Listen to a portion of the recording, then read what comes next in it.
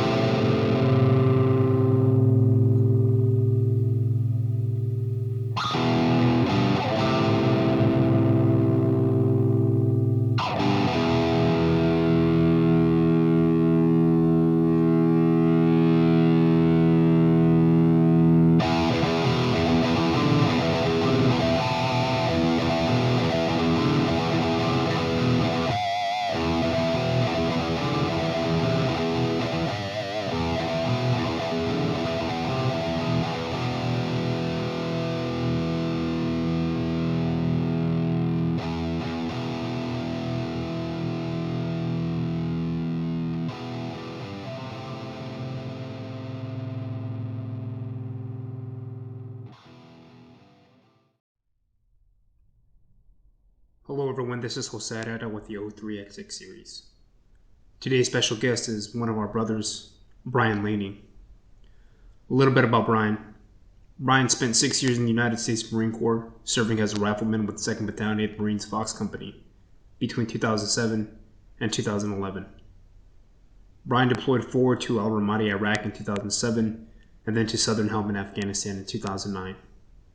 After his honorable service, Bryan entered college and graduated with a Bachelor of Arts of Science in History Education, and then a Bachelor of Arts in History in 2017. Bryan has been teaching for 5 years and is now entering his 7th season as a football coach.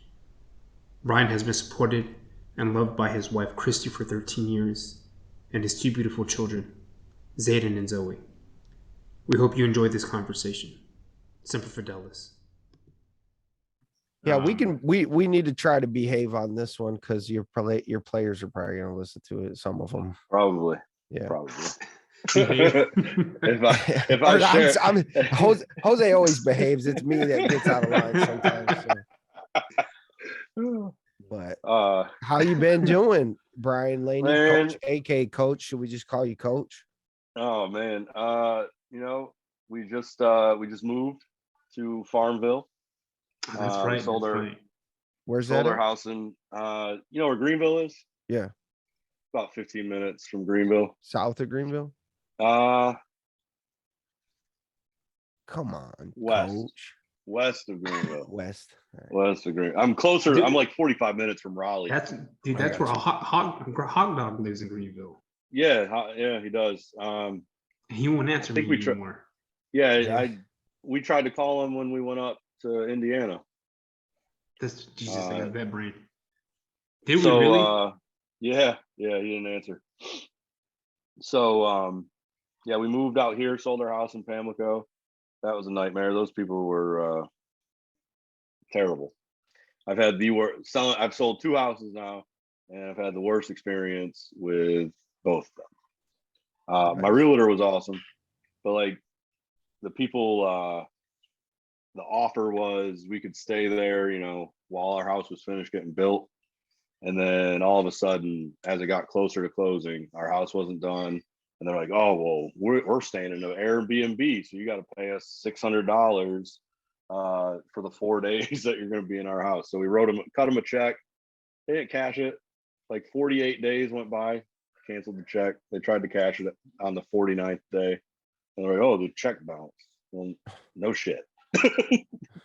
So whatever, that's done and over with. We're still trying to get settled here. But I like it out here, man. A lot more stuff to do. Farmville is a really nice small town. I'm 45 minutes from Raleigh. So Canes season tickets are going to be in the works probably next year. Yeah, that's cool. I like going out there for that. And ECU is 15 minutes away. And because I'm part of the North Carolina Coaches Association, I can go to any North Carolina public university game for free. Ain't that I'm not trying to put anybody on blast, but like, isn't ECU like a bad school, like a party school? I graduated there. Oh, you went there? Oh, that's so it's I graduated from there, but no, it's not. Chris Johnson went there, man. One of the best running backs ever. That doesn't mean it's not a bad school. I'm sure it's a good school. I'm just saying that it's a party school, or that's what I've heard anyway. Hey, But, it's a Division I school, and they play NC State and Temple and yeah, all those other schools. So it's cool because I can go for free. yeah, that's cool.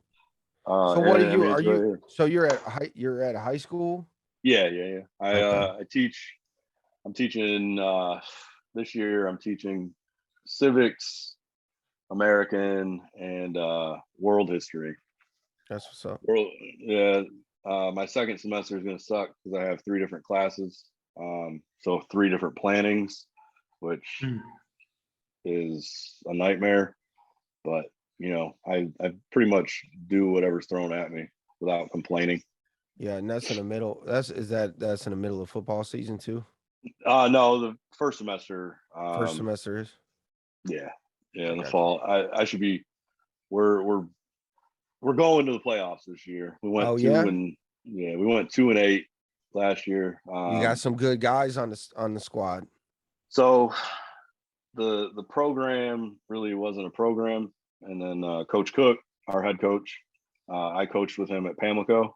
He left, and then I left. I came here with him, and he's doing real good things, building the program. But we have 60 guys. We have a JV team for the first time in like 8-9 years, something like that. Wow. So that's already huge. So I'm pretty confident. And you're going to the playoffs. You're just throwing it out there like you have some talent. We're gonna go to the playoffs at least. Maybe not win a state championship yet, but definitely playoffs. I'm calling it.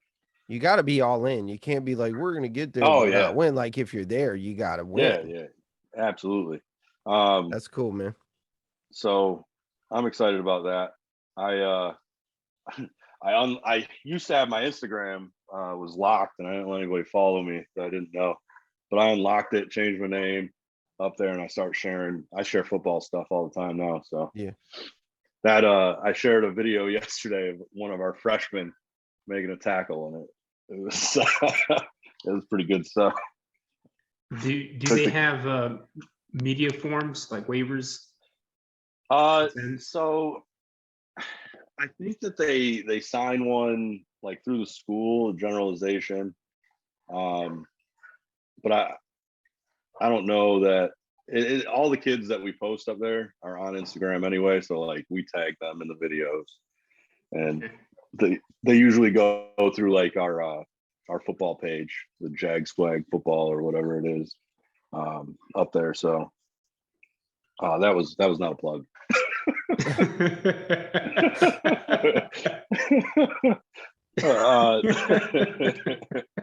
So we do a lot of stuff like that, and then we actually tell our players, because recruiting for colleges is huge on Twitter. So we actually tell them, hey, as a freshman, go make a Twitter. On your Twitter profile, put your name, positions that you play, your GPA, and then highlights. Don't put anything stupid like, don't go up there and smoke a blunt or, throw up gang signs or anything. We've had kids that did that on their Instagram. I'm like, that's there forever, guys. Like, coaches are going to see you, and there's right. You don't want to ruin your career. I mean, down the line over some, something stupid. Yeah. Remember that football player right before the draft a couple of years ago? The video of him. He was rejected to go first round, and a video of him smoking out of a gas mask. Yeah, I think I remember. And his draft stock went, woo. Yeah, what's crazy is like people think, I can just delete it, but like now you can screen record, and you know what I mean? Once it's posted up, somebody's got it and you're never getting it back. Oh, and I think Snapchat is gone once it's gone, but so I mean, checks and balances. Teaching them that kind of stuff. Coaching is not just, hey, you got to run this play. This is where you got to stand. I mean, it's getting up like you were saying, man, you got guys calling you to come help them, and that's awesome. I mean, that's great. I have one guy. I won't say kid anymore. He's 20. He'll be 22 this year. But him and we've become pretty good friends. He at first he didn't like me as a sophomore when I came in and was coaching him. So I was pretty. I mean, I'm hard on the kids because if I'm not, it's gonna be harder as they get out of high school. And he realized it as he was graduating. He realized it. So like me and him have a pretty good relationship. We'll go hang out or whatever. And it's like that to me, I think is the most rewarding thing. Not winning games, going to the playoffs. At Pamlico, we went to a state championship, lost, but it was still a cool experience. But I would trade all that for those relationships after. So no, for sure. And it I may have pushed 2 or 3 into the military because it's like, that's the only freaking thing you got going for you. Take my advice, right? Just don't be this dude was a recruiter for the year 2022, 2021. Like unofficial recruiter. All the recruiters in the area, I have their phone numbers. I bring in, I try to do it each semester. So I get new kids because I have my American history class is juniors. So I'll bring the recruiter in, talk to them just to open their eyes. I'm not like, you need to go to the military, but just be like, hey, you guys just don't be grunts. Don't go infantry because you'll hate your life. So, well, dude, the National Guard packages are pretty wild. They're like, dude, 50 G's to go into some type of cyber component. I'm just like, I got a football player right now that he came over to me and he's like, Coach Laney, I'm joining the Navy. I'm going to be a Navy SEAL. It's like, I looked at him. I said, man, you got a backup plan? Yeah. Y'all got access to a pool? Does he have access to a pool? There's a pool in Farmville, but it's part of the country club. I may or may not be a member of it. But I asked him if he was a good swimmer, and he said he's all right. I said, well, all right's probably not going to cut it. I said, I wasn't a bad swimmer, but I was also a swim qual 4 in the Marine Corps. So yeah. And I'm like, maybe you should talk to the Air Force, the Navy, see the other jobs, see what bonuses are out there. Don't get hooked just on being a Navy SEAL because you like saw it in a movie or something. I'd be curious, and I'm sure that's probably an easy stat to look up, but I'd be curious to know like how many guys that go in like with a SEAL contract or however they work it out with their recruiting where like they're guaranteed to go, like how many of them drop out. Wasn't like when we were coming in, you could go in with a recon contract, didn't you? Yeah. Well, but you had to pass the INDOC at SOI. SOI, yeah. And I know when I was at SOI, recon came around. Yeah, but then anyone could take the INDOC though. Yeah, I mean, you didn't have to have the whatever the designation to take it. I mean, I think like 3 guys went and did the INDOC when I was in SOI, and one of them passed the INDOC. So. Right. I was just too young to even understand what that even was, because I remember they came in on the West Coast to staff NCO. 2 staff NCOs came in like little reg haircuts, just sleeves all the way down here, bro. Like, yeah, you didn't realize how how cool that was at the time. You're like, these guys just look like. Yeah, and they were like surf bros, like, yeah, guys can come out, try out, It's like, all right. Well, dude. I came in with that security forces contract, and no one had really truly fully explained it to me. Like, Yeah. hey, it's going to be 2 years of the security forces stuff, and then the 3 years remaining, you're going to be infantry.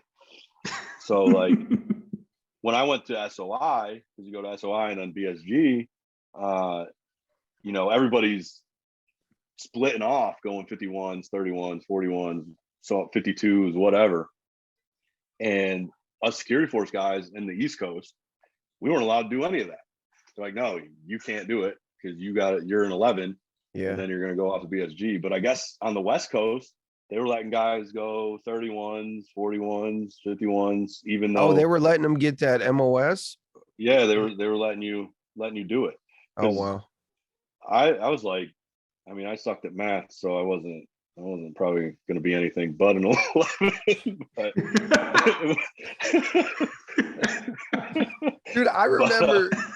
So like I remember doing that, and I just thought, you know, the explosives were cool and everything. Like I'm a pyro, so but I still didn't know what it was. Of course, you know what a machine gunner is, you know, and I'm just like, oh, that stuff's probably too heavy to want to carry around all the time.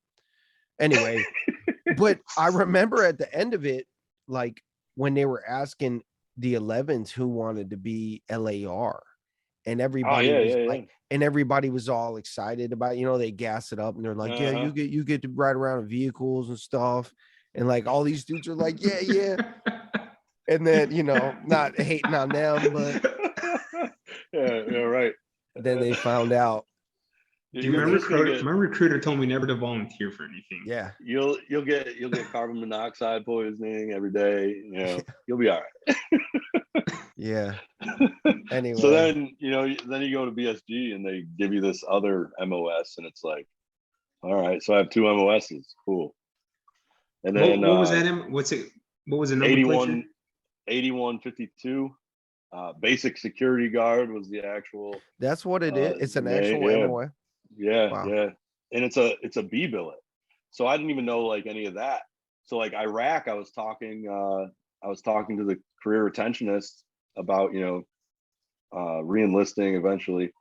And I was like, well, you know, there's things I want to do. Like I want to go MSG, I want to do this or that. And he's like, well, you can't because you already did your B billet. So wait, like, cool. Is that why security forces dudes all pick up E4 like super quick because of the MOS or what? You know, I think it is, but I didn't. Right. I also left because I was in Washington and I was like, this place fucking sucks. Please get me out of here. You were a trouble boy? So I went through BSG, and because I didn't get in trouble, like growing up, I didn't get arrested. I mean, I got speeding tickets, but they split you up. So you had the guys that could go fast, and you had PRP, personal responsibility program. So those were the guys that went to like Kings Bay and then Bangor, and then they had I&I. And basically to go I&I, you had to be clean everywhere. I think you even had to have like a perfect credit score for that, because that was in DC. And as a child, yeah. How does anyone have any credit? Bro, you're like 18 years old. That credit score thing was like a big deal. Really? So they can buy you like out. Even going Intel, they check your credit score because you can get bought out. So like, wow. I got to BSG, go through it, and they're like, oh, they asked you for your wish list. And I was like, oh, well, here's my wish list. Rota, Spain, freaking, and then I was like Fast Company in Virginia. And then my bottom one was, I think, Bahrain. And they're like, you suck. You're going to Washington because you're a good guy. So basically, and then you get there, and they're like, you can't take ibuprofen without notifying. Yeah, dude, it's like because Did you have like a TS? Did you get like a top? No, it was just a secret. Some guys did though, depending on like where you were at on the base, because you know, Bangor is a nuclear submarine base, just like Kings Bay. You're guarding whatever they have there. You couldn't even like take a picture of the map of the base, but yet you can go on Google Earth and see the whole main limited area if you know what you're looking for. So I got there and it just sucked. Like the Navy did it with the Marine Corps, and it was just a company when I got there, and they let women in there, and it was like high school. Who's dating this chick and who did she cheat with? Bro, we were having briefs. Because the CO of the company like would walk up and do checks on post in main limited area and like walk up on on dudes getting head and shit. On some dudes. Like, you can't do that. I honestly feel like you guys, like security force guys, probably got screwed like so hard because like you're having to do all this stuff that doesn't even sound like the Marine Corps, right? Oh, it sucks. And then you get to the fleet and like everybody's just hates you for a while. You know what I mean? Like all the guys that are there, they're just like the best guy. You know? The best advice I got. So I was there. I hated it immediately, and I went up and I was like, look, I don't want to be here. This is not what I want to do. Send me to the infantry. So I requested orders out. It took, so that was like month 6. I requested orders. By month 11, I was with 2-8. So best advice though. Best advice. Dude came up. We just got there. This was his second time doing security forces. So he came security forces initially, went infantry, re-enlisted, back to security forces. He's like, look, he said, when you get there, he said, don't act like you freaking know everything. He said, you're a boot to those guys. Like, just go and listen. And that was the best advice I got. Yeah. Man, I didn't come in and act like I was some senior guy. I had been in like a year and a half longer than you guys. Right. By the time because we were in the same drop essentially. What year did you go in? Get to the fleet? 07. It was May 07 was when I dropped to 2-8. I joined December of 05. Yeah. So I mean, that's almost 2 years there.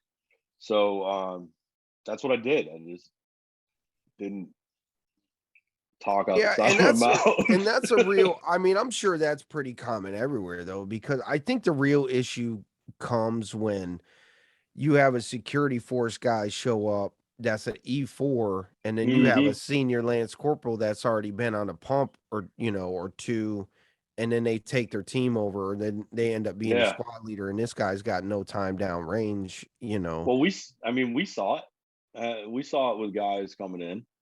Right. And it was always the ones that came in and thought they knew everything, the inner workings. Those were the guys that were complete tool bags. And everybody hated. Dude, and honestly, I didn't probably there initially, but like all the security force dudes, like I ended up being like homies with, you know what I mean? Yeah, everybody was cool. I think it's just that initial phase where like people are like bowing their chest up, like, you're not taking you don't know nothing, dude, and it's like, oh yeah. I was pretty lucky we had Shrek and Sanders. Yeah. Yep. I got pretty lucky. Shrek and Sanders came to was it first platoon? Bro, half a Fox. Sheets was good to go. Forces. You know what I mean? Sheets was good to go when what's up? You think back to it, like half a Fox company we were security forces. Man, don't say that. I don't want to believe that. Chill out. Lacey, me. Yeah. That's right. Sanders, Sheets.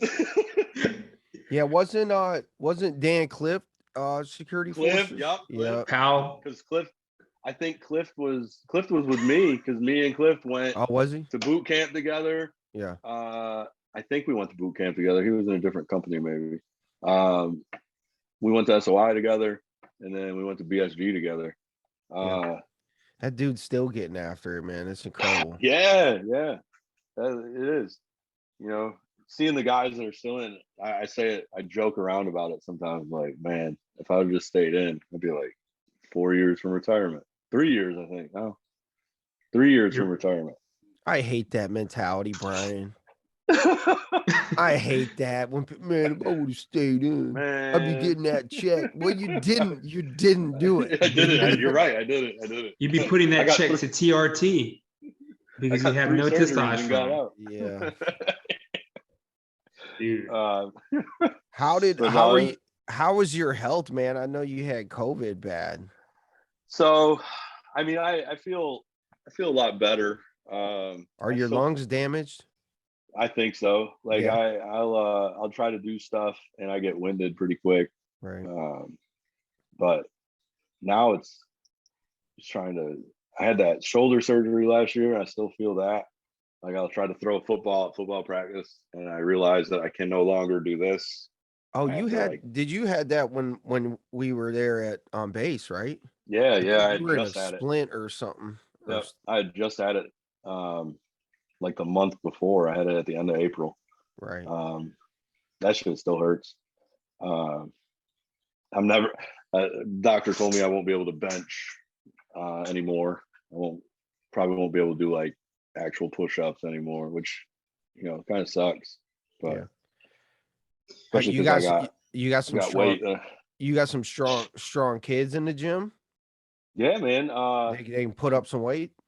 Yeah, we finally have the program going where kids that play football are in the weight room during school.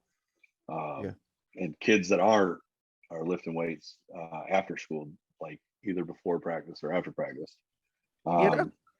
That was weird. Like when I was in high school, I took weight training every year of my high school. Like we had weight training. That was, you could either do PE or whatever, which was like playing basketball every day for an hour, or you could be in a weight room. And I was surprised they didn't have like, that wasn't mandatory for the football guys or any of the sports teams. Like they did it after school. And it's something that like Coach Cook has really pushed to get those guys in the weight room. And you can see it, man. You can go look at teams that win state championship. You're on the western part of the state. When we played Murphy in the state championship in 2018, and those dudes were huge. They were built. Like, yeah.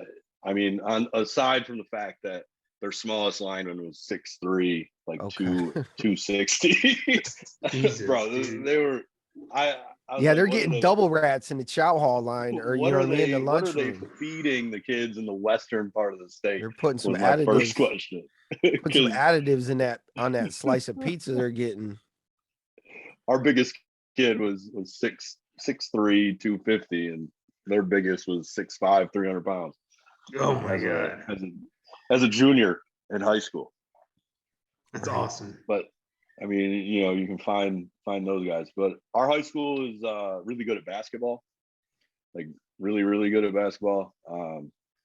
Kid graduated 2 years ago playing at NC State. Led the ACC in 3-pointers as a freshman. Nice. Declared for the draft and then decided he was going back. I think it was to up his draft stock. But they've won like 5 state championships in 7 years for basketball. Whoa. They lost last year, but they lost to a team that was in the weight room. So, I mean, that's where you can really see it. But yeah, I mean, I'm sure too for kids, I mean, I don't know, I'm not involved in the school system, but and I never really played sports through high school or middle school. I was always, the punk kid doing the punk kid stuff, skateboarding, BMX, band music stuff, like cool band, not school band, man. I'm just kidding. Nothing wrong with school band. Nothing wrong with school band, guys. Any guys out there listening? But I mean, I feel my point was like, I think being in a program like that, any of those programs, any of those sports is probably better for kids. It has to be, right? I mean, for their mental health and everything, we talk about purpose and everything all the time. I just feel like if you don't have something like that going on that you enjoy doing during school, because nobody likes school, man. Let's be honest. No, some kids do, but they're weird. Right. So just playing, man. Like school, do good, you'll get you places. But I mean, the kids that aren't doing anything like that, I feel like they're probably more likely to succumb to all this crazy, social media stuff. I'm not saying it can't happen to the guys on the teams. Bro, COVID did a number on mental health for students, man. Right. Jose's talked about that. It was insane. I couldn't have, like, you're working with middle school kids, and I can only imagine. My son is in middle school. Both. So I mean, middle school and now you're high school. Yeah. But I definitely try to push kids to do something, be part of some group, whether it's football, baseball, track.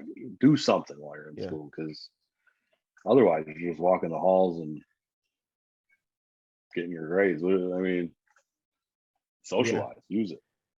No, you're more likely to get sucked into some trap. I feel like if you don't have that excuse to be like, no, man, I can't, get into that nonsense. I got to play. Yeah. I like wearing my jersey on Thursdays or Fridays before the game. I mean, I think back. Do they still let them do that? They still let them wear their jersey? So we actually, on game days, you come shirt and tie. Oh wow. Yeah. Even the coaches wear shirt and tie. It's professional. This year we're going to do it a little different because they're going to lift throughout the season. So if we have a home game, they're going to lift. So on our home games, they don't have to wear a shirt and tie to school because they're going to lift during school. Well, you're making them work out before the game, dude? Yeah. Wow. Boxers do that before the fight. They warmed up, bro. Well, warmed up, but you ain't doing PRs. It's not doing. No, they're not doing that. Oh, they're just doing it like just getting loose. I got you. So this year, see how that works. I mean, it's keep the strength up. I know my coaches in high school, we stopped lifting like during baseball season because my coach was like, it's probably going to ruin your swing or this or that. And then as I got older, I was like, no, I should have lifted throughout the entire season. Yeah. Because you have 4 or 5 months where you're not. Look at Mike. Weights. Look at Mike Trout, dude. The guy's a jackhouse, and he's just. Yeah. He can do it all. I mean, he's also super gifted. Sure. Yeah. You got to throw. I mean, look. I still know there's dudes out there that just look at weights and they get bigger. They don't even have to do anything. Right. Yeah. They're just that natural. Growth hormone situation. I hate them, but they can do that. I can't. But it is a struggle. I like dealing with, kids are ever evolving. They're very different than we were as kids. Phones are I think they are the downfall of humanity. You got kids sitting next to each other, and instead of them talking to each other, they'll text or they'll call, and it's like, dude, open your mouth. They're sitting right next to you. You don't know how to write a note. You don't know how to communicate outside of Snapchat. Talk. Yeah. That and reading, man. Yeah, reading. Dude, the reading comprehension levels for some of these kids, you got high school students that are reading at a third grade level. And it's just like, this is the future, man. So I kind of read some stuff, as I was having, as Zoe was getting ready to be born, and it was like parents that read to their kids. Those kids have a better understanding and have a better reading comprehension than parents who are absent or aren't reading to their kids.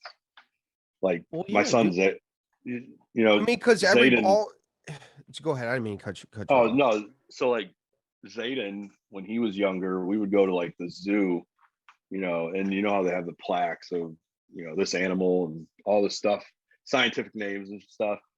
I'd be like, Zayden, read that to me, man. I don't know what it says. So I'd have him read these words that he don't know what they mean, but he's figuring it out. Yeah. And I mean, he's so freaking intelligent, but he doesn't want to do anything else outside of that. Like he's ADHD and ODD. So he's someone of authority tells him to do something, he's going to do the exact opposite just to spite he's you. got opposition defiant disorder. Mm-hmm. It's rough. We took him out last year and homeschooled him, and he's going to get homeschooled again this year because getting a phone call every 30 minutes, you got to come pick up your kid because he just told the teacher to fuck off. Was he have Tourette's? No, man, he's ADHD. Oh, I got you. And then that oppositional defiance disorder. We had him tested, see if he was like Asperger's. Right. And those tests came up inconclusive, but that's the whole spectrum anyway. So I mean, I think ADHD sits on that autism spectrum. But so how are those teachers talking to him though? Poke. Yeah. And we sat through IEP meetings, we sat through behavior intervention plans, and he got to that middle school and it was like the assistant principal just poked. Yeah. And I didn't work for the school district, so I let my mouth fly because before I was reserved because I worked for the school district while he was there. So like I watched what I said, I tiptoed around things, and last year I just let it go because like he got to the school and he was like, I think I want to wrestle. I'm like, awesome, because you didn't want to do sports before. Absolutely. So we were in one of his meetings and I had mentioned that, and the principal right off the bat, dude, said, no, he can't wrestle. His behavior. And I said, whoa. I said, this is something that you could use as, a deterrent, a reward for him to be doing better in school. Because if he isn't, then he can't wrestle. If he wants to wrestle, then let him wrestle. We're counting him out right now. Let him do something that's going to help him succeed in this building. And middle schools are probably the worst for it because they just, push kids away. I hate giving labels to kids because like, you'll get a teacher that's like, oh, well, he's a bad kid. Are you sure? Or you just develop that thought in your brain and now you're going to go around telling everybody that he's a bad kid. So now everybody's going to automatically think he's a bad kid, and now you're going to get him, and you have these feelings already because blah blah blah told you that they were a bad kid. They could be the best kid, and all they need is a little bit of guidance. I mean, have I had some bad students? Yeah, I had a student who told me that he was going to beat my ass last year because he was late to class. I told him to go to choice. I just broke up a fight. And he's on crutches, and I'm like, he got stepped on. So he got pissed off that he got stepped on. I was like, you were standing in the doorway of a classroom that you don't belong in. Just like go. Yeah. And as he's walking down the hallway, he's telling me all this, and I'm like, I laughed at him. I didn't like engage with the "I'm gonna beat your ass" thing, because he was like 4'9" on crutches. So.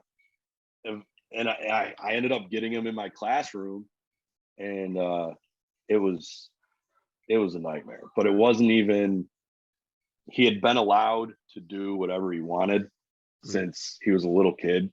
So like, hey, put your phone up. No, man, fuck you. Like, well, I'm not gonna deal with that. I'm not gonna cuss at you. You're not gonna cuss at me. Bye. See you later. And I mean, you get one or two of those a year, and there's really nothing for them. But then you have kids that somebody else might have labeled bad. Like the guy I was talking about that I have a really good relationship with, if you knew like his background, everyone would have thought like no different of him had he gotten out of high school and just started slanging drugs, because that's all he knew. He graduated high school, got a welding certification, making awesome money. He's an awesome guy, and I couldn't be more proud of him. I think I text him, or you're like, yo man, just letting you know today, like I'm still proud of you. Yeah. And so I mean, you get those kids too, and that's like the most gratification you can have. Well, and that's got to be weird too, right? Like if you're an authority figure, especially in a school system, like you have to be crazy to think that everybody's just gonna like you, right? Oh, Like I come in, man, and I'm like, I don't need you to like me. I don't yeah, need the gratification for you to like me. I need you to learn the content that I'm giving you. I need you to learn how to be teaching American history isn't just about, knowing when Abraham Lincoln was assassinated or whatever. right, It's understanding like how to be a better citizen, developing your own thought process, critically thinking about ideas and developing those. So when you get out into the real world, you're not leaving your kid in the car because you think it's okay right, in 100-degree heat. right, right. And Yeah, you can be a contributor to society because you can develop your own, ideas and thoughts and conclusions on things. I mean, I just think, especially like not talking about you, your teacher, of course, you're gonna have students that don't like you, but that's any oh yeah, relationship. Like that's any relationship in life, right? That's like mm-hmm. saying, Yeah, oh, you have to like this person for this amount of time. Like, no, I don't have to like anybody. If they give me reasons to not like them, I won't, but I can still be around them and act, professional or not, mm-hmm. not say, and I mean, I'm not talking about your son. He obviously has, if he's popping off like that, then, there's He does it something with me. going, He does right? it with his mother. I mean, it's literally anyone. And if he Yeah, doesn't like you, he'll tell you to your face. Like, right, and that's not a bad trait, honestly. right, Uh, and I tell him all the time, you don't have to like everybody, but you should give respect if you want respect back. You know, sure, but there's teachers that try way too hard for kids to like that. They want them to like that. They want them, right. you know, oh, I want them to come hang out in my classroom during lunch. No, I don't want you in my room during lunch. I want that 30 minutes to eat my food and decompress from seeing your faces, you know. Yeah, But eventually they're gonna look back and be like, oh man, Coach Laney was right. Or, oh man, Coach Laney was an asshole. hmm, But what he said made sense. And that's fine with me. It's completely fine with me.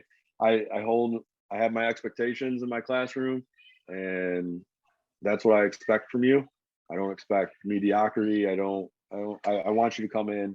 I want you to learn something. I want you to hold yourself accountable. And if you can't do that, then you're gonna have problems in there. yeah. I I have a teacher I think about all the time, dude, from high school. He was my math teacher. I had him for several years.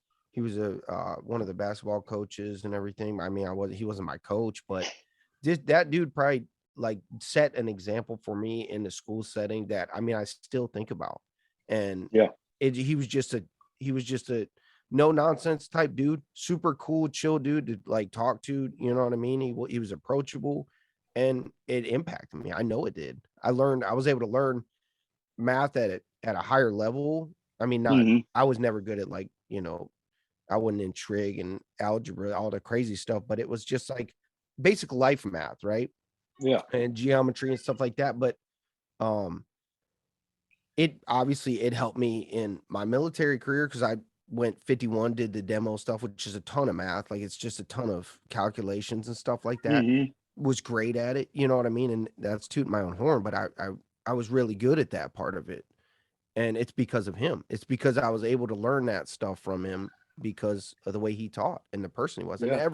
he was just that kind of guy. Everybody liked him, Yeah. just because of his style of doing it. And you need more of that. I mean, how are you going to get information to someone if they're already not willing to listen to you, Oh yeah. And something that I think a lot of people like, we all have problems. Like, all of us have different ways of hiding the nonsense, or shielding people from it. But I think my most eye-opening thing as a teacher, it was my first full year teaching, and we had just come back from Christmas break. So I'm talking to the kids like as they're leaving class, and I'm like, I had this one kid. I said, "Hey man, how was Christmas?" And he looked at me. He's like, "Mr. Laney, I'll tell you after class if you really want to know." And after class, everybody left, and he came and talked to me. He's like, "I'd helped my mom. She overdosed twice on heroin in front of me." And I was like, didn't know what to say, because one, I've never experienced that. I don't even think I've known anybody that's overdosed on drugs in front of me. Definitely not in front of me. Right. So it really put some things in perspective. Like, if that was me, I probably wouldn't have been in school. Like, I wouldn't have dealt with that. Or having a kid whose parent is getting ready to go to prison for 12 years because they just got caught selling drugs, or they murdered somebody. I mean, I use those examples because those are real examples. Yeah. Or I had a kid that I had in class during summer break. He got shot and killed. Like, that stuff is crazy, and you don't expect it to impact you, but I mean it does, and it makes you. I think it makes you open your eyes a little bit more to, like, all right, well, they don't got a pencil. I'm not gonna hound on them today. Now you come in and you tell me to fuck off, then we're gonna have a conversation. There's gonna be a conversation before I toss you out. Right. And there's a lot of kids with a lot of baggage, man, a lot of baggage, and it's trying to, like, figure it out. And I know for me, high school, going to school, I hated school, but I loved going because it was my escape from the shit that was going on in my house. So I attached myself to my football coach, who happened to be a history teacher. And now here I am doing the same thing. So I mean, it's like, I know what I'm doing, and I think that's helped me. Last year sucked, man. Getting COVID, put my dog to sleep, and then Swove. That, I don't know if I've actually fully mourned Swove, but if it wasn't for me getting up and going to school and seeing these kids, I don't know that I would have been able to handle all that. And I tell some of them, man, like, you guys help me almost as much as I'm helping you. Because when we got back from Indiana, I had a football game Friday night, so that's where I was. And all my players were like, "Coach Laney, you weren't here." Like, they were trying to joke, like, "Oh, you weren't here the last 3 days. Where you been? You've been slacking." And I looked at the kid who called me last night to come help him. I looked at him and was like, "And one of my, like, really good friends killed himself." And I was at his funeral. He's like, "Oh, Coach, I didn't know.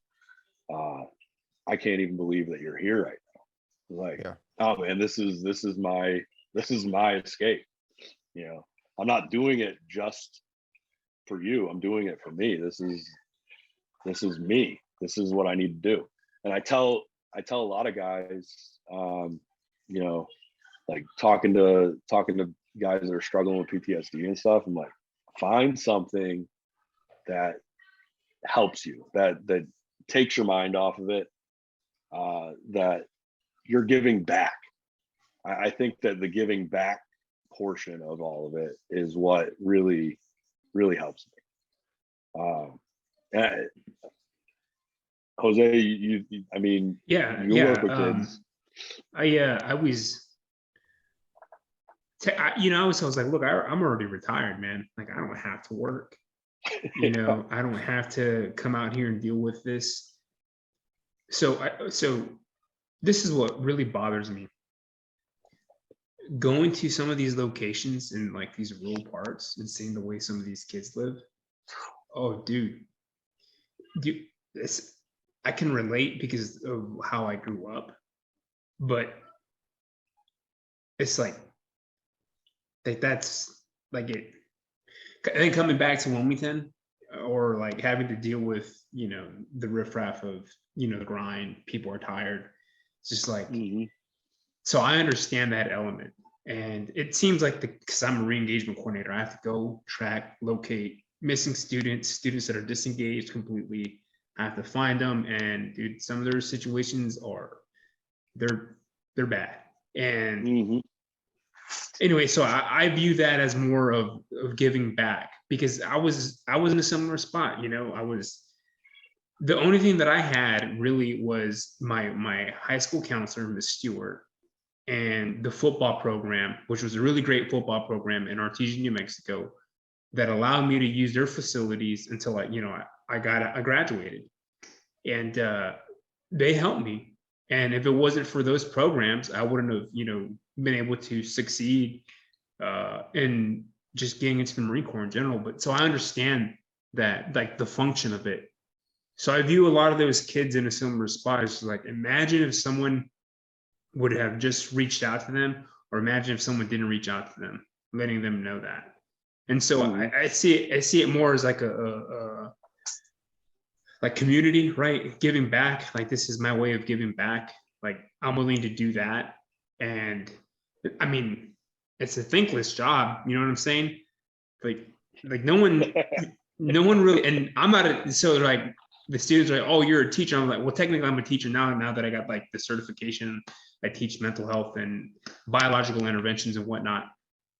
But it's like, it's a thankless job, and I do what the teachers can't do, which is go talk to the parents, meet with the parents, translate for these people, and then bring back the information necessary.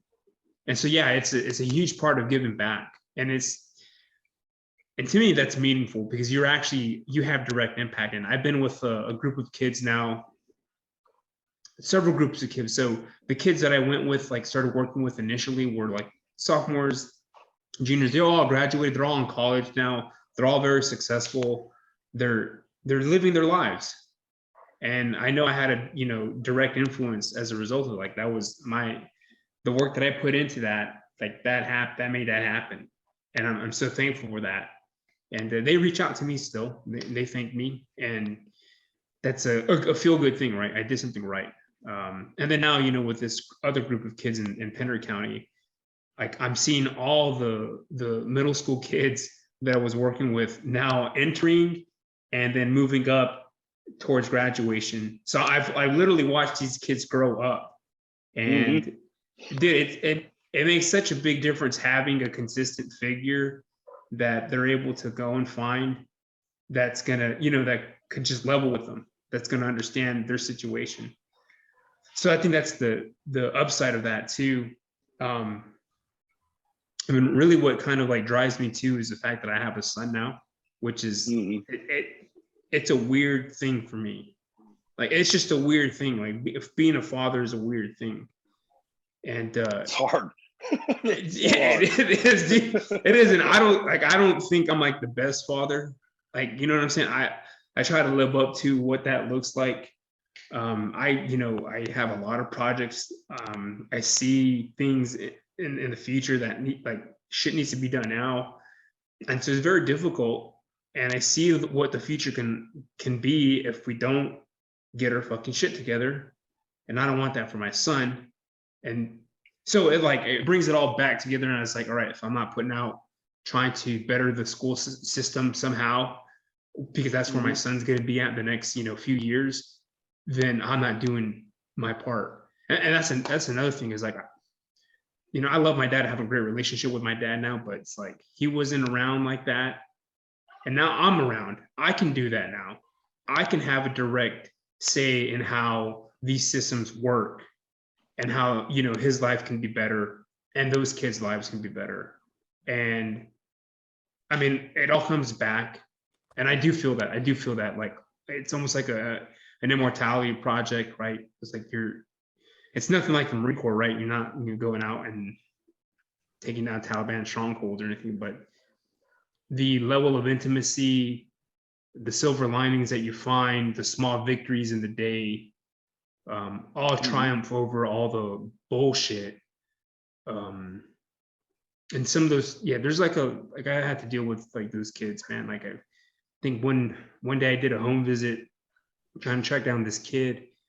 He's 15 years old. He's drunk off of 3 bottles of tequila, cussing at his mom and grandma, just a broken down house, and is just threatening me, trying to like beat me up. I'm like, dude, I am here just to locate you, make sure you're all right. I'm not your enemy. We're here to I'm here to reach out to you. And unfortunately, it's one of those students that, no one could break through. They were like far gone, and I don't know what the future holds. And sadly, like dad's special forces, not in his life, he's somewhere else. And I'm just like, wow, like, anyway, he's trying to fill in a void anyway. So it's like, I understand that kind of stuff, but I do feel the same way, man. I just, sometimes I just hate having to deal with all the bad situations. Like that seems like what I deal with all the time. Like I'm like the last resort, and then I got to go deal with these crazy situations. And but it's good being around. Like the kids will like at lunchtime they'll wave or they'll smile, and like that they know like everything's good. Like everything's good. He's there. I'm, or and they'll even come up to you like, I didn't see you the past 2 days. Where you been? Like, why weren't you here? And then I tell them, I had to go do this, and they're like, okay. And they're like, they'll come up and they'll find you. They'll be like, where were you? I didn't see you. And it's just like because they've attached themselves to you some way. I don't know if any of that shit's making sense, but no, dude. I mean, you gotta think if a kid's coming from a home without a father figure, maybe, or someone that he feels can protect him at home when he's at school. If you fill that role for him, he probably depends on you being there. You know what I mean? He probably likes you for that reason. He's like, look at this guy, look at this big jacked up, Mexicano, you know what I mean? That's willing to throw down for me. I feel safe because he's over there. You know what I mean? So that makes sense. Oh yeah, man. When I was in the hospital, my email was just blowing up. Mr. Laney, I hope you're doing all right. I heard you were in the hospital. Coach Laney, hurry up and get back here. We miss you. Like, and because I was out. I mean, I was out the 10 days for my quarantine, and then I was in the hospital for 6 days, and then I spent another 5 days at home just recovering because I couldn't really move with the oxygen tank. And then I still took it slow as I was coming back. But hey, we miss you. Like, you guys hate me when I'm there. Yeah, you miss me. yeah, dude. Yeah. You sit there and complain when I'm in class, but now you miss me. Well, and I think that's a big thing too, just about like school in general. It's similar to the Marine Corps, right? It's just that, and like you were talking about kids being on their phones and just how bad that is. Like, I agree 100% because if you're not like everybody, well, most people hated school, right? They hated being in school, but they loved being there because they were with their friends. Yeah, right? you were able to communicate with people. And it's the same thing like the Marine Corps, and if you just, I think that's why I'm just so fond of like things like that, like the Marine Corps, because it's a big group thing. Like I like being a part of a group, like a team player and everything. and that was what school was for me too. Like my friends were there, so I'm like, okay, we're doing this together. We're in class together. Like I hate this class, but my buddy's here doing it too, so I got to do it. You know what I mean? I got to Yeah. try to do a good job too, right?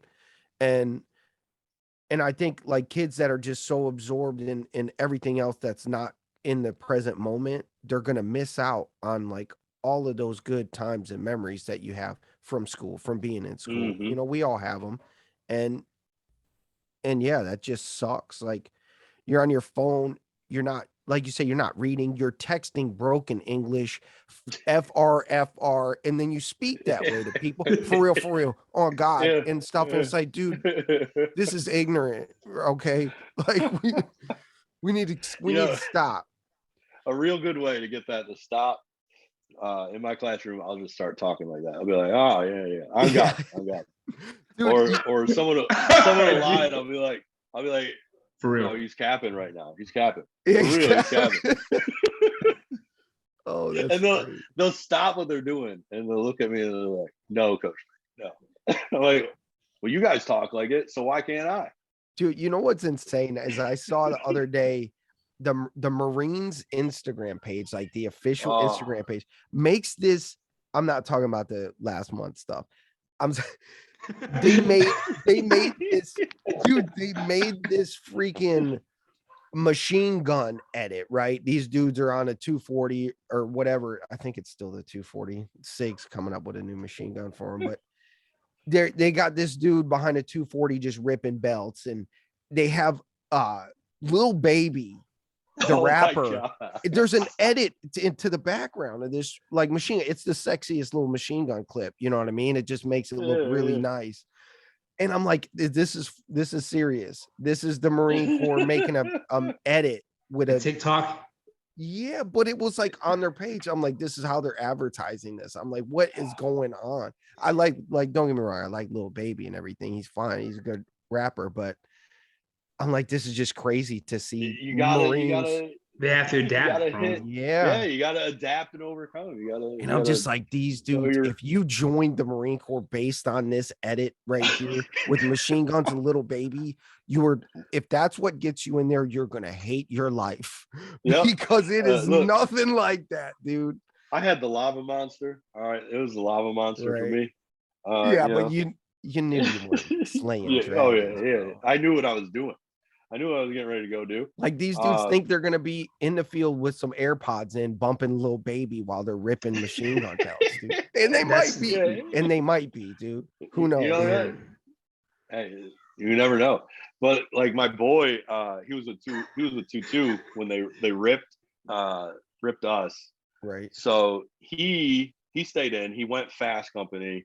He went out to like 1-7 and 29 Palms. Was out there as staff NCO for a while.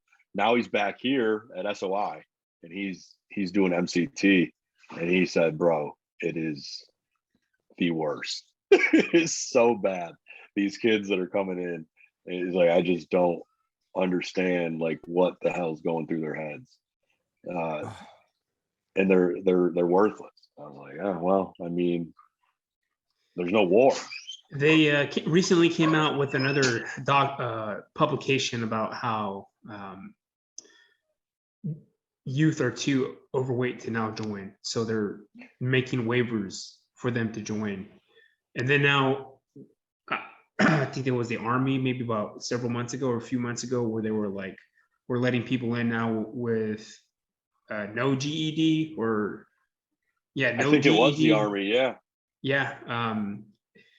So this goes back to 2017, whenever so I can't remember the company that did it, but they did a huge analysis and they found that 70% of like 34 million youth between the ages of like 19 to 24 or 16 to 24 were too overweight, too obese, and had too many health conditions to serve in any type of capacity. Okay, well, I mean, we don't really have a large military, so to say. And the wars have gotten a lot smaller. And honestly, so this is so this is just me, my opinion. I don't think we're going to commit ground troops to a fight with China. There's just no way. It's too high tech. Yeah. That would be disastrous. I think, in my opinion, like that would be disastrous. Like, so I don't suspect that maybe the boys at the SOC, are gonna go out there and do the Lord's work, but conventional forces or just regular forces, no, it's gonna be a high tech war. It has to be. Plus, China's got over 1 billion people that have to do what their country tells them to do. So I mean, Yeah, that is the other. Yeah, but well, the other part too is like, so I got that certification recently, and it's basically designed.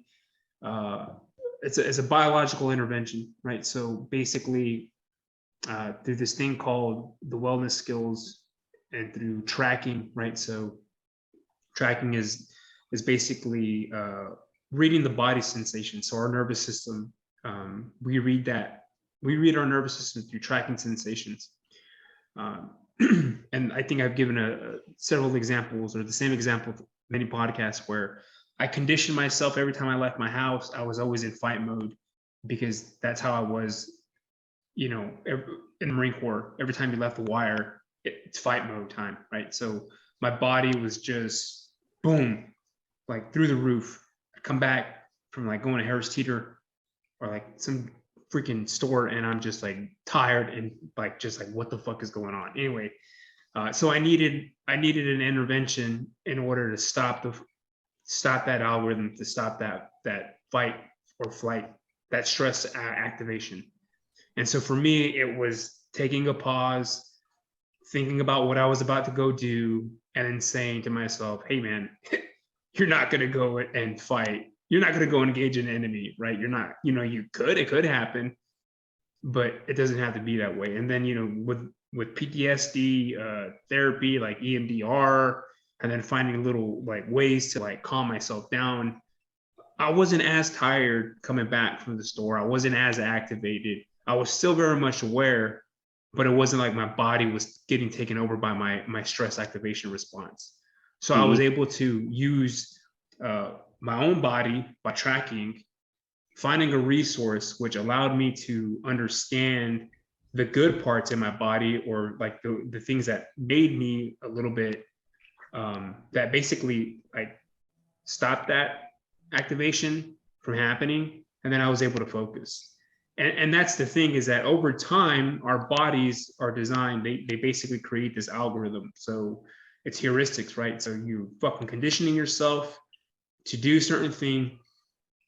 5 years down the road, you're deteriorating, you're falling apart. It's because you've over maximized your adrenal glands, you've over maximized your stress activation response, and you've conditioned yourself to the point where now you're literally having to do medical procedures to undo all that.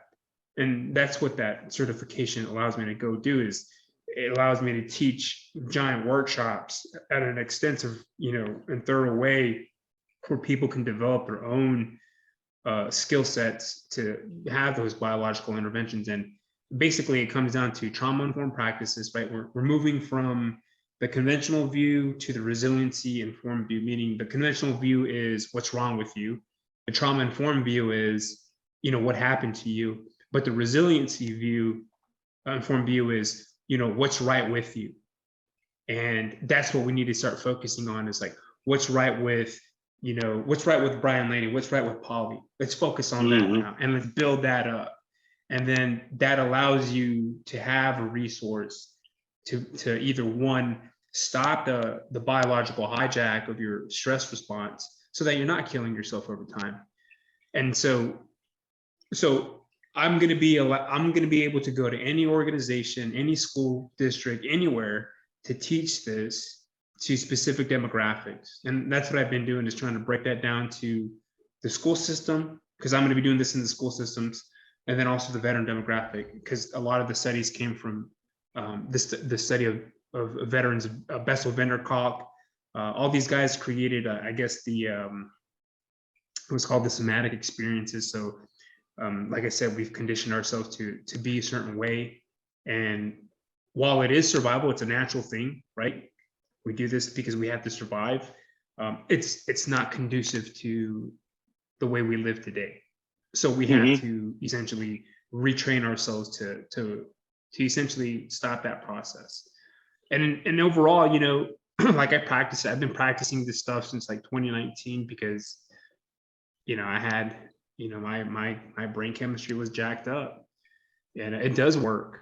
And I think when you have educators, when you have our demographic, and even when you have the kids, understanding their own biology, right? Because that's what it is, study their own biology and understand how the autonomic nervous system works. They understand the intricacies of that and how they could stop that. Then we can get to a point where we're actually educating again, rather than, you know, just putting band-aids or basically recycling trauma, because that's what I see in the school districts all across. Not everyone does it, but for the majority of it, it's like we recycle the trauma, and these kids, they never bounce out of that. So it's like, I think this is going to be, at least for me in the area that I work in, it's gonna help curb all that, and we're gonna see some good outcomes. And then I plan to do it, you know, with this stuff too. I really do think that it's a force multiplier. It's only going to enhance your quality of life. And then you're, you know, if you're like me and, you know, you still want to remain lethal, you know, for, you know, the remainder of your life, this is the way to do it. Hoorah. Yeah, kill. Stay deadly, baby. Bro, I like that. Hold on. Do you guys find yourself randomly, like if you're in a meeting at work and, you know, you got your boss, they're telling you something in a meeting, and at the end you're like, you actually, yeah. Jose likes to say kill all the time, but Yeah, Probably not a good thing to do in school. My linebackers, all right, when we break down, all right, when my linebackers break down, it's kill squad on 3. So I tell them, like, you guys have to be the baddest dudes on the field, man. So dude, how do you explain how do you explain your job to these kids? They're like, what did you do in the military? And I'm like, I said, you know, I was trained to just kill people. I said, there's no sugarcoating it. I mean, that's literally what it was. It's awkward when the middle school kids ask it. I'm just like, oh, I don't. It's hard, bro. It's so hard. Yeah. I was a rifleman. We were, well, what does that do? What does that mean? Yeah. The mission of the Marine Corps rifleman was to close with the enemy and destroy in close combat. Is that what it was? Something like that. Like, sum it up, kill people. Dude, I think that is one of the most awkward conversations to have with kids. And what did you do in the military? Then they look at you funny. Yeah, and they look at you really funny. Like, why would anyone want to do that? Yeah, dude. And they're like, I don't believe you. And I'm like, well, I'll show you a picture. And then I'll show them a picture. And they're like, that was you? And I'm like, well, what are you trying to say? You know? Yeah, dude. You know, high schoolers, they really, they actually, maybe they just like to know their teachers a little more on a personal level. But I use this thing called Classroom Screen every morning, which allows me to put a different background up. And like, I'll put random pictures up there. I think I put a picture of, remember when we had to walk around with all of our gear on,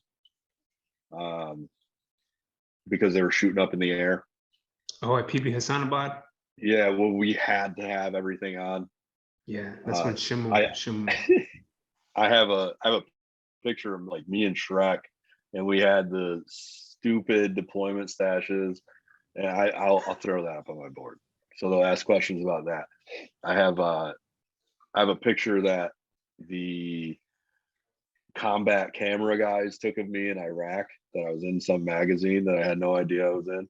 I'll throw that up there. What is it? Is it just like a TV monitor or something on the wall? No, so like my projector. Oh, okay.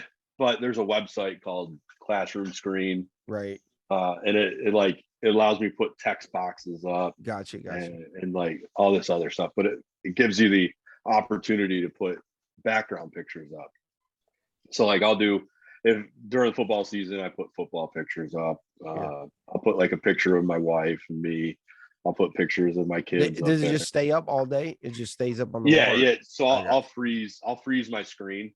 Right. And that'll be what's projected up on my board.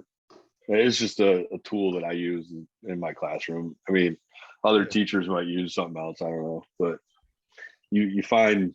Do they like your big coif and mullet? You got a mullet too, bro, right? Bro, Wow, dude. It's not a mullet. It's they love it. Our first game is in 2 weeks, and I'm gonna do something exciting, I think, with my hair. My wife's last year, well, when I first did it, we did the wild thing haircut. Right. So I had all this in the back, but then we did like lines coming up. Yeah, that's like the eastbound and down. What's that guy? yeah, Danny McBride. Danny McBride. Hey man, anything to get the kids to engage, man. Your tattoos. I bet your tattoos get. My tattoos are easily the number one thing, and I want to know like for a fact, but I tell everybody like I'm trying to be the most tattooed teacher in North Carolina, and I said I'm pretty sure. Like right now, I think I might be, but I need to know like 100% if I am. I mean, I'm not. I got to go. 2 weeks I go to get some more work done on my legs, so hopefully it's turning out freaking awesome. I'm pretty happy that's your I've been seeing this, you post that. That's like it's all military stuff or mostly. So it's all 2-8 related, all military related. The actual like bottom part is a picture of me. Doc Kellogg took it in Iraq. It was like a black and gray picture. There's the actual picture. There's a little girl standing next to me, like with this crazy face while I'm out doing a radio check. Right. And then I had the 2-8 logo right above that breaking through a wall. And then on the back of my leg, I had him do a fox coming out, which I posted it on a website, a tattoo website. And a guy commented up there. He's like, I really like the Fox company idea that you had in the back. I was in 2-6 Fox. He said that was I was like, a lot of people don't understand. They're like, why you got a Fox? Yeah. But that group, our group knows what it means.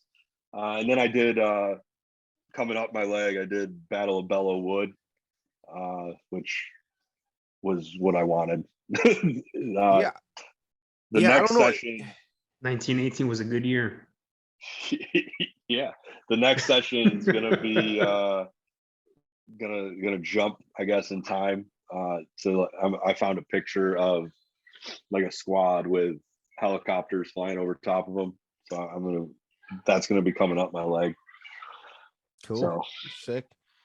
Yeah, I don't know if you guys saw that when we were at on base 2021 for Memorial Day. We were like walking around the company office and like looking in all, and they have like each company has like a mural kind of painted as their logo. It's not just like the 2-8, and like Echo Company was sick. It was like some like Reaper, like horseman type dude, I think.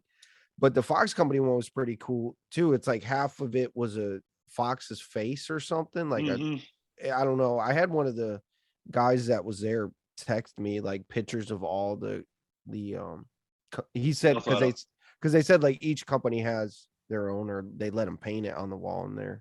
It was pretty sick. They also had a fox belt in there. Like why didn't we have that fox belt? Oh, did they? Yeah. But it was way the drawing on Fox Company's wall now is way cooler than the fox that they put on our those T-shirts. The coyote fox. Look more like a coyote holding an M4. It's the same thing, man. Yeah. I think, weren't you asking for the logo of that? I still got to take a picture of that. I think, weren't you asking me? What? Somebody was asking for the logo of the old Fox Company shirt. The one that I think Dayton is the one that drew that. I don't. So what? You talking about that one, the Iraq one? Yeah, the 06, 07. What needs to happen is we need to have the front towards enemy with the Semper Kill on the bottom, like there was a discussion I think I was involved with at one point where we were talking about like getting like images of all the old shirts that if people want to buy and just like have them remade, like someone redo the graphic, like those the are same the hardest way ones to find. Yeah, because everybody's sized up most likely. I have mine, my original one, but it's a medium, so it won't fit me. Except for Shoe. I hope LeBlanc Shoe is listening to this because he will fit into them little shirts, man. I'm like, dude, we need to get you a bigger shirt. He's like, no. He's like, it's motivation for me, dude. It's because when he rides his motorcycle, it doesn't flap in the wind. Oh, it doesn't chap his nipples. That man is a stud, dude. He's the best. What we do need to do is get some more of the original Hate Keeps Me Warm shirts done, because mine has the black and red ones. Yeah. Because mine's about gone. Kids ask me what that is all the time too. Because stack bodies, because it says stack bodies. I don't wear that shirt to school. Yeah, just because I do try to avoid wearing something that has rifles on it. Right. But no, they'll see like my license plate and it's HKMW, and what's that mean? Well, here's a clip from from Red Dawn. Or I'll be like, oh, it's tattooed right here across my chest. You're like, oh, okay. Are you all right? Yeah. Are you all right, Mr. Laney? That's a strange thing to have tattooed on you, Coach Laney. Yeah. Well. Do you guys get any active shooter training out there, dude? We do lockdown drills. Oh man, that's like the worst you can do. Yeah, and every time the kids are like, I'm gonna jump out this window in your classroom. I said to the courtyard that you can't go anywhere. I said, why would you do that? Push yourselves back against this wall. So like my classroom, the door opens, but there's probably about a 3.5 foot section of wall. So the door opens into the wall, and then there's a 3. So as you come in, you can't just see right into the classroom. You have to come around a little wall. So I've already like played out any sort of scenario in my head. So I'm like, all right, well, whoever's coming in probably wouldn't be trained properly to clear a room. So I'm going to stand right here at the edge of this wall, because if they come in, they have a rifle, it's going to pop out before they pop out. Grab the barrel, push it down, go to town. Or I have like weapons of opportunity set up in my classroom. Kids ask me what that means all the time. Like, anything can be a weapon when you need it. So wouldn't mind any weapons.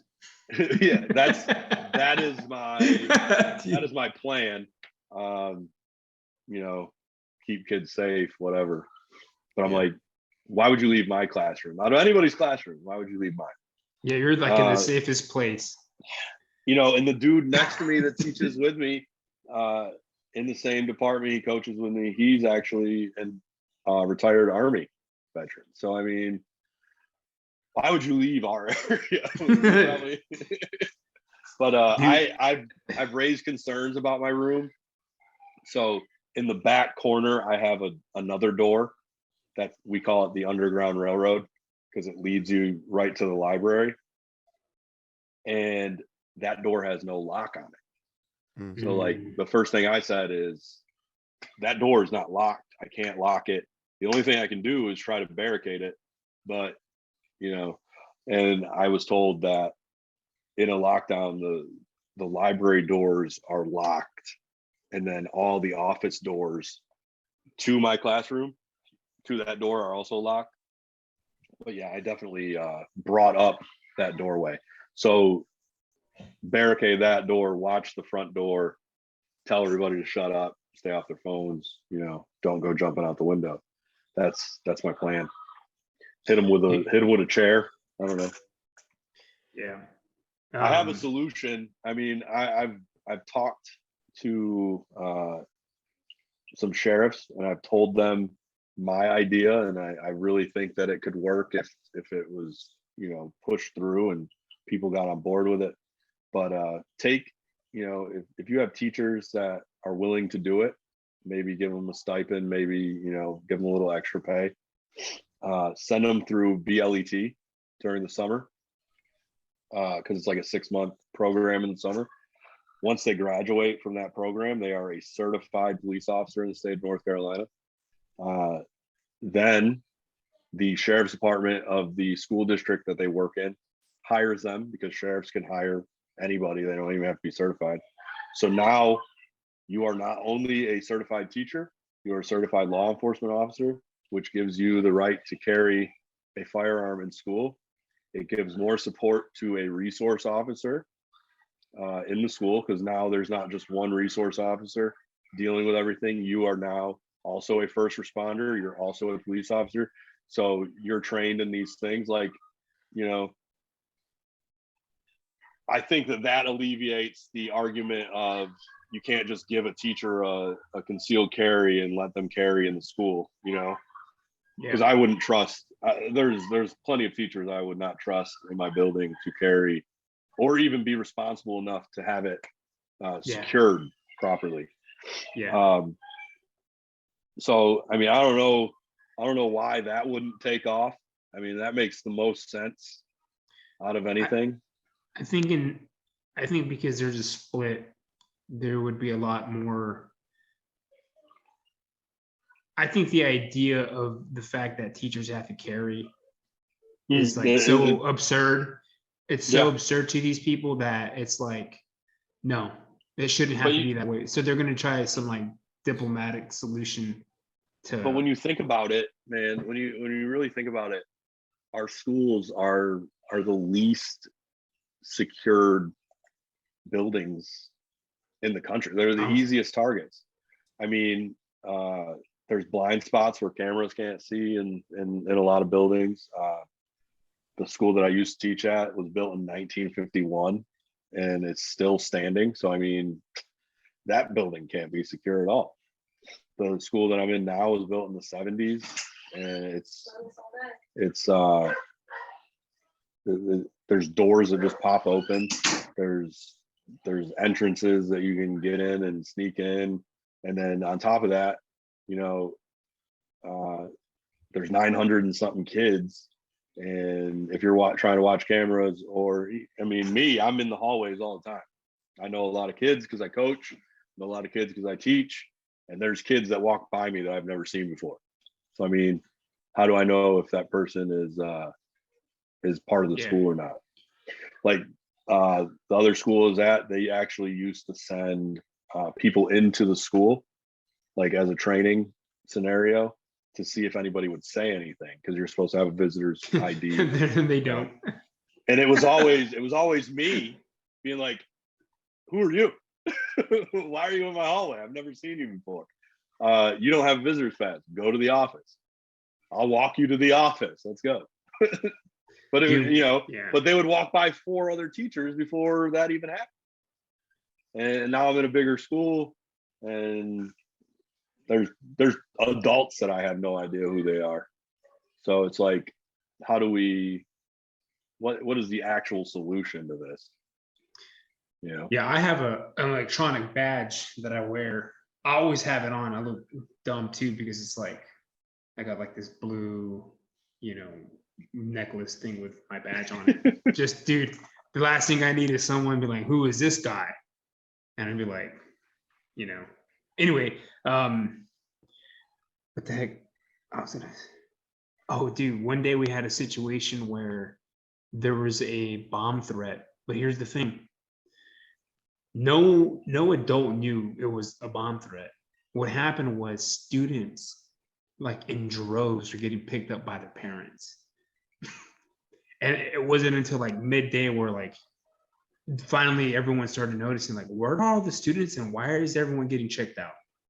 It's because there was a bomb threat that had been sent through, and the kids were like, "I'm out. Like, I'm not gonna deal with it." I was just like, "Yo, like," so the entire day, dude, we were just like, I mean, something was up, dude. You knew something was up, but it was just like I didn't know, like, and they didn't tell us till like the following day, like, "Oh yeah, there was a bomb threat." And these kids that do the bomb threats are dumb because they get caught like immediately with all the technology and everything. It's so they easy snap to it. track. They snap it. It's so easy to track who did it and where you are, and you're gonna get caught. I mean, you're just dumb. Don't do that. Yeah, man, it's hard to be a criminal these days. Yeah. I actually don't think it's hard to be a criminal. It's just hard to not get caught. There's so much. Well, they have to. Easy money. They've been dealing a lot with a lot of copycat situations. So if it happens in one school, that happened with, I think it was a bomb threat too. It was like one bomb threat in one school, and then another school like near the coast, and then it trickled down where several schools all at once as a result of that situation ended up, having to shut down the school. So it's like there's like a lot of copycat situations like that. I'd rather just deal with, walking in and catching kids smoking pot in the bathroom. And we deal with that too. Kids vaping Delta 8. I don't even know what Delta 8 is. Yeah, what is that? I see that sign. I see that sign everywhere. It's a chemical. It's close to THC, but it's not. It gives you the same effects, but it's not. Is it like spice? It's like a chemical, dude. Yeah, I mean, you can eat it in gummies, you can smoke it, but the kids that like never. This is what they're doing. They'll get it in a vape. They'll go to the bathroom. They'll vape, and because the kid has never been high or ever vaped, dude, they have like a DMT type situation where they're having like a bad trip. Oh, yeah, and kids go into a seizure. Out. Yeah, a kid go into a seizure because of it. Yeah, what is it? Is it just a chemical, or is it like actually like natural? It's like a gummy. It's like a gummy. It's actually bad for you. It's actually worse than actual THC. Like the way the chemical composition is made gives you the exact same hit that a gummy would, calms you down and stuff, but it's like really bad for you the way that they make it. You gotta, man. I tell these kids all the time, like people are putting crazy stuff in everything, like fentanyl. You can't trust where you're getting that vape from, or where you're getting your pot from, or one little hit of fentanyl and you could die. I said, you're going to take that risk? I said, I don't need to walk in the bathroom and see you dead because you just overdosed because you wanted to hit a vape in school. Well, they're also sharing the vape too, which is another. You want to die or get monkeypox, dude? Like monkeypox. That's not. I don't know how you get monkeypox. I'm still not sure. No, it's not what you think. I mean, well, it is also what you think, but I guess it can be spread. They're trying to. They're trying to say that it's not evolving, but you can like get it to droplets and. Yeah, don't get monkeypox, but or COVID or any flu. The flu, that one's bad still. Yeah, don't hit somebody's Delta 8 pin, all right? Dude, please. All I can think of in my head is Lawrence Taylor in The Waterboy when he's talking to the kids.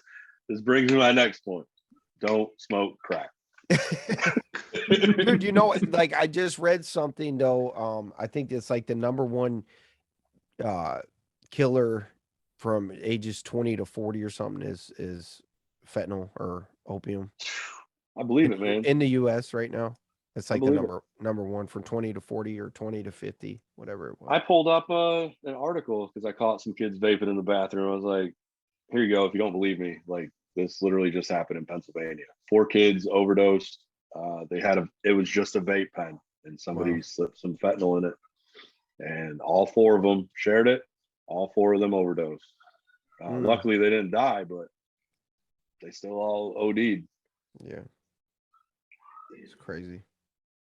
And we didn't even know what that stuff was in 09. You know, our corpsman had the fentanyl pops. Yeah. Oh yeah. Yeah. The lollipops is what we call them. Yeah.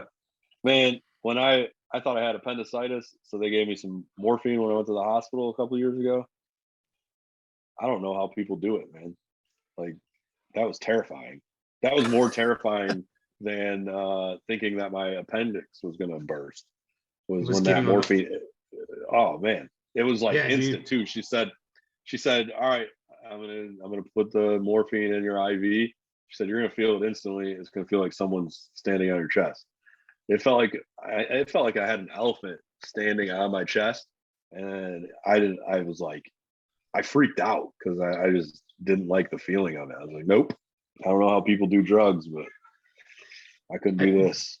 I trip out, dude. Like some of these people, like they're literally in the street, like asleep. Yeah. Like, I'm just like, man, dude. Yeah, dude. There's some crazy videos out there of people like, I don't even know if it's just like heroin or opium, but they're acting like zombies out there. Have you seen that? Mark was the one that he sent a link a while back. These people, like, I think it's up in Jersey or somewhere. And there's like this whole area, this block or two of these like homeless people. Yeah, dude. It's scary. I think it was Baltimore. Maybe it was. I think you're right. Anyway, yeah, the point, drugs are bad. Drugs are bad. Don't do drugs. Take it from us. Yeah.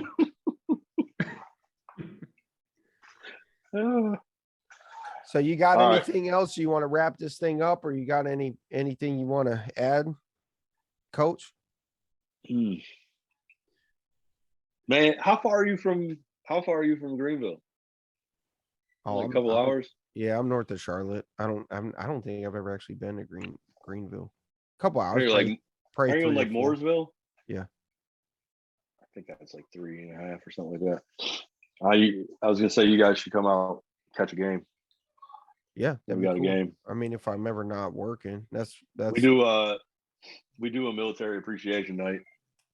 I don't need appreciation, man. Hey, look, you guys just talk to me. Let me appreciate you, Paulie. I don't think they do anything other than. All right. I don't think they do anything other than let you in the game for free. But hey, no hot dog. I don't know. No hot dog. Yeah, no hot dog. I'm on the sideline, so I don't know.